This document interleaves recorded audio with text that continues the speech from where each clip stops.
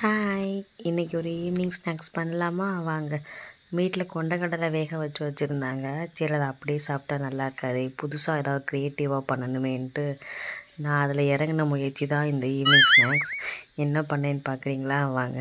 First ஒரு பெரிய ஆனியனை கட் பண்ணி வச்சுட்டு அதை நல்லா ஃப்ரை பண்ணிக்கிட்டு, அது கூடயே இஞ்சி பூண்டு பேஸ்ட்டு போட்டுட்டு, அந்த அவிச்ச கொண்டக்கடலையை மிக்சியில் கொஞ்சமாக அரைச்சிட்டு அதை அப்படியே மிக்ஸ் பண்ணி அதை அப்படியே கிண்டிக்கிட்டே இருந்தேன்.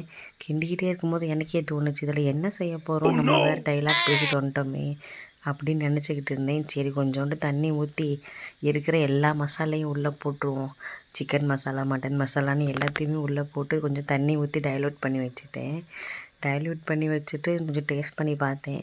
சரி பரவாயில்ல அப்படின்ட்டு கொஞ்சம் அந்த டாப்பிங்ஸ்க்கு அந்த கார்னும் இந்த பானிபூரியும் போட்டு மிக்ஸ் பண்ணி சாப்பிடுவோம். எப்படின்னா நல்லா இருக்கோ நல்லா இல்லையோ, நல்லா இருக்குன்னு நம்ப வச்சே ஆகணும்னு சொல்லி தான் பண்ணது இது. பட் நான் ட்ரை பண்ணி பார்த்ததில் ஹானஸ்ட்டாக சொல்லணுன்னா நல்லா இருந்துச்சு.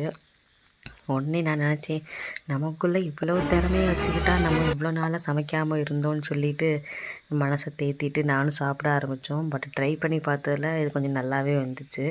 என்னை நம்பி இந்த ரெசிப்பியை நீங்கள் ட்ரை பண்ணி பார்க்கலாம்.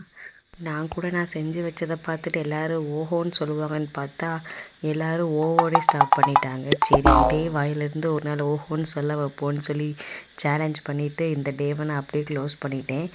எனக்குமே அந்தளவுக்குலாம் குக் பண்ண தெரியாது. பட் ஏதாச்சும் ட்ரை பண்ணிகிட்டே இருப்பேன். தெரியாதுன்றது நம்ம வாழ்க்கையில் இருக்கக்கூடாதுன்னு நினப்பேன்.